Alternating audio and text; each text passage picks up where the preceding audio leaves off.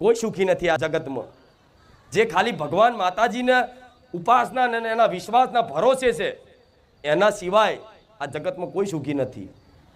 એટલે વાદ વિવાદ એ વાતનો ના કરતા માતાજી ભગવાન જોડે કે અમે આટલું માનીએ છીએ, આટલી ઉપાસના કરીએ છીએ, આટલા રામ નામ જપ કરીએ છીએ, છતાંય જે નહીં માનતા, જે દીવાબત્તી નહીં કરતા, જે માતાજી ભગવાનના અસ્તિત્વ પર સંદેહ કરે છે, જે નાસ્તિક છે, એ લોકો સુખી કેમ છે? એવું થાય છે ને જોઈને, કોકને જોઈને આ સુખી કેમ છે? તો ના, સુખનું દુઃખનું કારણ શું છે? પાપ પુણ્યનું ખાતું. તમે જીવનમાં પાપ કર્યા છો તેના ફળ સ્વરૂપ અત્યારે તમે શું ભોગવો છો? દુઃખ. અને જીવનમાં પૂર્વમાં પુણ્ય કર્યા હોય એના ફળ સ્વરૂપ તમે સુખ ભોગવતા હોય. તો ક્યાંક પૂર્વના જન્મમાં કે આ જન્મમાં એને ક્યાંક પૂર્વમાં ક્યાંક પુણ્યદાન કર્યા હોય અને પૂર્વના જન્મ નહીં તો કોઈ પુણ્યદાન પડ્યા હોય, એના ફળ સ્વરૂપ અત્યારે એને સુખ આવ્યું હોય, તો એનું જોઈને તમે એવું વિચાર ના કરતા કે માતાજી ભગવાન અન્યાય કરે છે. લોકોને એવું થાય, કંઈક લોકો અજ્ઞાનતાના કારણે માતાજીની ભક્તિ કરે, 6 મહિના 12 મહિના ખૂબ ઉપાસના કરે અને કોઈ કામ ના થાય, જીવનમાં કોઈ અનુભવ ના થાય, એટલે તરત એ માતાજીની પૂજા પાઠ, એ માતાજી ભગવાનનું નામ છોડી અને બીજા માતાજી ભગવાનને કે બીજા સંપ્રદાયને પકડી લેતો હોય છે માણસ. હા, શું ખોટું? માતાઓ બદલતા હોય છે. આજ તો નહીં બદલી. તમે પૂછો અંતરાત્મા, ભગવાન બદલ્યા ને? પેલા મતલબ શું કહો હવે તો ગમે તે જેની પર તમને ભરોસો આવતો હોય, પૂર્ણ શ્રદ્ધા હોય, ત્યાં શ્રદ્ધા રાખી એના ભરોસે જીવન સમર્પણ કરી દો, પછી જો જીવનમાં સેવા ચમત્કાર થાય છે. હા, શું ખોટું? હું જોડે શું, ચિંતા ના કરશો. હું ખાલી સલાહ નહીં આલતી, હું જોડે સપોર્ટ આલું છું, હું જોડે સાથ સહકાર આલું છું. તો આ પાપ પુણ્યથી ચાલતું હોય તો અત્યારે તમે બારેજા ધામ આવો છો તો મારા મુખે વારંવાર એ સાંભળવા મળ્યું હશે કે તમે પુણ્યદાન કરો, પશુ પક્ષીની સેવા કરો, નિસહાય લોકો છે, જે ગરીબ છે, જેની આગળ પાછળ કોઈ નહીં, કોઈ અનાથ છે, કોઈ વિકલાંગ છે, એવા લોકોની મદદ માટે આગળ આવો. એને તમારી જેને મદદની જરૂર છે એને મદદ કરો, જેને ભૂખ લાગી છે એને ભોજન કરાવો, જેને વસ્ત્ર હરખા પહેરવા નહીં, ઠંડી લાગતી હોય અને તમારી નજર સામે આવે અને તમારી જોડે સામર્થ્ય હોય એ સેવા કરવાનું, તો એને ઠંડીમાં એને ઓઢારો. મતલબ એના જે દુઃખ છે એ પીડા તમે અનુભવ કરી અને અનુભવ પીડા ના થતી હોય તો મારી વાત મોની અને પુણ્યદાન કરવાનું વારંવાર બારેજા ધામમાંથી સાંભળવા તમને મળે છે ને? પેણ બાર બોર્ડે વાંચ્યું હશે કે માનતા કઈ રીતે રાખવી, તેમાં ગાયને રોટલી ખવડાવી, ચકલાના ચણ ખવડાવવા, કૂતરાને બિસ્કિટ ખવડાવવું અને કીડીનું કીડિયારું પૂરવું. આટલું કરવાથી કંઈક લોકોના કામ થઈ ગયા, થયા ને? ઘણા ભક્તોના કામ થઈ ગયા આટલું કરવાથી. તો વિચારો, આટલું કરવાથી માતાજી કામ કરતા થઈ જતા હોય, પરચો મળી જતો હોય, જીવનમાં ના થતું હોય એવું કામ થઈ જતું હોય, તો વિચારો એક દિવસ કરવાથી આટલું થઈ જતું હોય તો રોજ કરવાથી માતાજી શું ના કરી શકે? હા, શું ખોટું? અવાજ આવે પેલી બાજુ? હા, તો હું કાર્ય શું કરું છું તમારા માટે એ તમને સમજાવું છું. આ પુણ્યદાન કરવા પાછળના કારણો છે. હું એમને એમ નહીં કરાવતી કે જાઓ ભાઈ પુણ્યદાન કરજો. મારે કરવા હોત ને તો તમારી આશા ના રાખત. મારા દીકરાને હુકમ કરત અને મારા દીકરાને કહે તું કર, બીજાને નહીં કરાવું. હા, શું ખોટું? પણ હું તમારું હિત ઈચ્છું છું, તમારું ભલું ઈચ્છું છું. હું એટલે વારંવાર કહેવાના પ્રયાસ કરું છું કે તમે આમાં વિશ્વાસ કરો અને જીવનમાં ક્યાંક પશુ પક્ષીઓની સેવા બની જાય, ક્યાંક નિસહાય લોકોની સેવા બની જાય, કોઈ ભૂખ્યાને ભોજન મળી જાય તમારા હાથે, કોઈ ગાયોને ઘાસચારો મળી જાય, ગાયને રોટલી મળી જાય, બસ આ થઈ ગયું ને તમારા જીવનમાં. તો હું એવું કહીશ કે આજે તમે ભલે દુઃખ વેઠવો છો, એ દુઃખ વેઠવાનું કારણ, દુઃખ પડવાનું કારણ પૂર્વનું કોઈ પાપ કર્મ છે, એના લીધે આ પીડા વેઠો છો, બરોબર? તો આ તો પૂર્વનું છે, આ તો વેઠવું પડશે. પણ અત્યારે તમે જે પુણ્યદાન કરો છો એ કાલે તમારા જીવનમાં સુખ પ્રદાન ના કરે તો મારું નામ રોમવારી મેલડી નહીં. આજે બીજ રોપ્યો હોય ને તો એના પાક થતા વાર લાગે ને? હા, તો આજે તમે જે કરો છો ને એનો હિસાબ તમે ના રાખતા. માડી, અમે તો 3 મહિનાથી ગાયને રોટલી ખવડાવીએ છીએ, અમને માં કશું ખારું થતું નહીં, કામ થતું નહીં. હિસાબ તમે ના રાખશો, હિસાબ મારો ભગવાન રાખવા વાળો છે. હું મેરડી માતા છું. હા, શું ખોટું?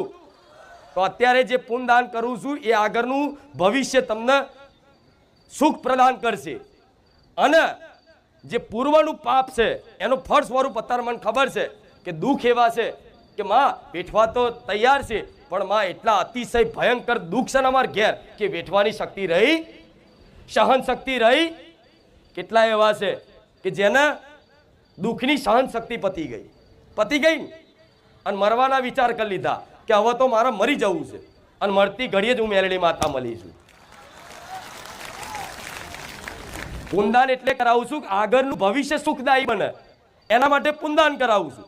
પૂર્વનું જે છે પાપ કર્મનું ફળ દુઃખ, તો એ દુઃખ દૂર કરવા માટે તમને રામ નામ પ્રદાન કર્યું છે. એ રામ નામથી શું થશે કહું? એ રામ નામથી શું થશે? તો રામ નામથી પૂર્વના જે પાપો કરેલા હોય જન્મો જન્મના, મનુષ્યનો એક જન્મ નહીં હોતો, અનંત જન્મો હોય, એ જન્મો જન્મના સંચિત કર્મો, પાપ કર્મો પડ્યા હોય, એ પાપ કર્મોથી રામ નામનું જપ કરવાથી એ પાપ કર્મોમાં આગ લાગી જાય. શું લાગી જાય? આગ લાગી જાય. અને અત્યારે જે મતલબ પૂર્વનું કોઈ પાપ કર્મનું ફળ અત્યારે હાલ જે ભોગવો છો એને શું કહેવાય? પ્રારબ્ધ. શું કહેવાય? પ્રારબ્ધ. જે ફળ આપવા તૈયાર થઈ ગયું છે. કેવું? બીજ રોપ્યું હોય તો એનું વૃક્ષ ફળ આપવા તૈયાર થઈ જાય તો એને કાપવું મુશ્કેલ પડે, કેમ કે મોટું થઈ ગયું છે. એ રીતે કોઈ પૂર્વનું પાપ કર્મ અત્યારે ફળ આપવા તૈયાર થઈ ગયું છે. તો હું માતા એવું કહીશ, આ રામ નામ અત્યારે જપ કરવાથી એ જે પ્રારબ્ધ છે, જે અત્યારે હાલનું દુઃખ છે, એ તે આટલું પ્રારબ્ધ હોય પણ આટલામાં જો ના પતાય આલું મારું નામ રામવારી મેરડી નહીં. વાગવાની હશે તલવાર અને 100 કે કાંટામાં જો હિસાબ ના કરી આલું તો મને રામવારી મેરડીને કહેજો. શું કીધું? વાગવાની હોય તલવાર, બનવાની હોય કોઈ મોટી ઘટના, બનવાનો હોય કોઈ એક્સિડન્ટ, આ બધું પૂર્વથી ઘટનાઓ પ્રારબ્ધમાં લખેલી હોય, એ પાપ એટલું બધું અતિશય વધી જાય તો તમે જોયું હશે કોઈ ગાડીઓમાં જતા હોય હરગી જાય, હરગીને મરી જાય, એક્સિડન્ટમાં મરી જાય, આ બધી ઘટનાઓ બનતી હોય તો એનું કારણ શું છે? શું ભગવાન બધાને મારવા બેઠા છે? ના, નહીં. પણ એના પૂર્વના પાપ કર્મ અને અત્યારના પાપ કર્મ બે ભેગા થાય ને એટલે વિસ્ફોટ થઈ જાય. હા, શું ખોટું? તો આ રામ નામ જપ કરવાથી આવી કોઈ ઘટના લખી હોય એ ઘટના તે તમારા જીવનમાંથી દૂર થઈ જાય, એનો અકાળ મૃત્યુ થાય. આ ગેરંટી મારીને હું મેલડી કહું છું. તમને ખરોચ ના આવે. કદાચ મોટી ઘટના બનવાની હોય ને તો નાની ઘટના પતી જાય. જેમ કે ગયા રવિવારનો એક પરચો જોયો હોય તો એક નાની દીકરીને રિક્ષામાં લઈને જતા હતા અને 6 મહિનાની 4 મહિનાની દીકરી એ રિક્ષામાંથી પડી ગઈ અને પડી ગયા રોડ પર પટકાઈ.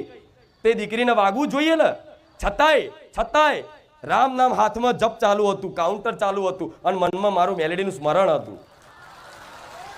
હું માતા કહીશ, મને યાદ નહીં કરો ચાલશે, કેમ કે રામ નામ જપ કરવાથી પાછળ હું રામવારી મેલડીમાં આપે રૂપે યાદ આવી જઈશ. કેમ કે રામ નામ પ્રદાન કરવા વાળી હું માતા છું, તો મને યાદ કરવાની જરૂર નથી. જ્યાં રામનું મંદિર જોશો ને ત્યારે હું રામવારી મેલડી દેખાઈશ, હું યાદ આવીશ. આ શું ખોટું?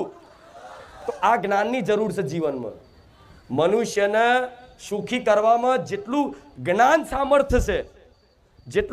સામર્થ્ય છે એટલી કોઈ વિધિ, કોઈ ઉપાસના, કોઈ પદ્ધતિ, સામર્થ્ય નથી જેટલું જ્ઞાન છે. આ જ્ઞાનથી જ આપે રૂપે તમે સુખી થઈ જાઓ. આ અજ્ઞાન છે ને જીવનમાં, અજ્ઞાન છે એ અજ્ઞાનનો અંધકાર છવાયેલો છે અને જીવનમાં જ્ઞાનનો પ્રકાશ ફેલાઈ જાય તો આખું જીવન તમારું પ્રકાશમય થઈ જાય, આનંદમય થઈ જાય. હું રામવારી મેલડી બોલું છું. અત્યારે જીવનનો સૂર્ય આથમી ગયો છે, પણ આ રામ નામ જપ કરવાથી, જીવે લાવવાથી આપે રૂપે જીવનમાં ઉગતો સૂર્ય ના દેખાય તો મારું નામ ઉગતા પવારની મેલડી નહીં. હા, શું ખોટું? રામ નામ મણિ દીપ ધરું, જી દેહરી દ્વાર, તુલસી ભીતર બાહે રહું, જો ચાહે ઉજિયાર. મતલબ રામ નામ મણિ દીપ તમારા જીવે આવી જાય તો અંતરાત્માની અશાંતિ, જે મનથી દુઃખી થાવ છો, કારણ વગરની ચિંતાઓ, કાલની ભવિષ્યની ચિંતાઓ, ભય, શોક, આ બધું થાય છે ને. કાલની ચિંતા થાય, શું કરીશ, શું થશે, સારું આમ ના થઈ જાય થારું, આમ ના થઈ જાય થારું. જીવનમાં ભય લાગે છે, ક્યાંક ચોરી કરી હોય, ક્યાંક એવું પાપ કર્યું હોય તેનો પકડાવાનો ડર, કંઈકનો કંઈક ડર તમને જીવનમાં લાગતો હોય કે હારું આ ખબર ના પડી જાય, આ બહાર ના પડી જાય, નકર હારું મારું શું થશે, મારું તો જીવન પૂરું થઈ જશે, મરી જવું પડશે. આ બધું ભય થતો હોય, ચિંતા થતી હોય, શોક થતો હોય, તેનું કારણ છે ક્યાંક ને ક્યાંક પાપ મલિન છે, મન મલિન છે, મનમાં અસંખ્ય પાપ પડ્યા છે. એના કારણે